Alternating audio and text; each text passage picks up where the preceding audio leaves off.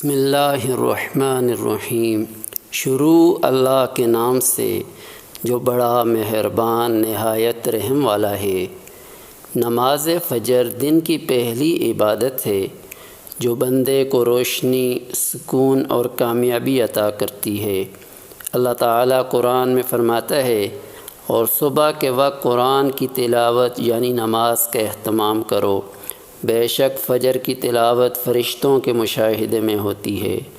رسول اللہ صلی اللہ علیہ وسلم نے فرمایا، جو شخص فجر کی نماز پڑھتا ہے وہ اللہ کی ذمہ داری میں آ جاتا ہے۔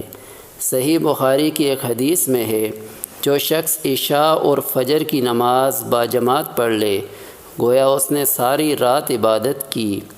نماز فجر کی برکتیں: دل کو سکون اور چہرے پر نور عطا ہوتا ہے، دن بھر آسانیاں نصیب ہوتی ہیں، رزق میں برکت آتی ہے، قبر اور آخرت میں روشنی بنتی ہے۔ یاد رکھیں، فجر کی نماز چھوڑنا صرف نماز چھوڑنا نہیں بلکہ دن کی پہلی کامیابی کو گنوا دینا ہے۔ اللہ تعالیٰ سے دعا ہے کہ رب کریم ہم سب کو 5 وقت کی نماز پڑھنے کی توفیق عطا فرمائے۔ آمین۔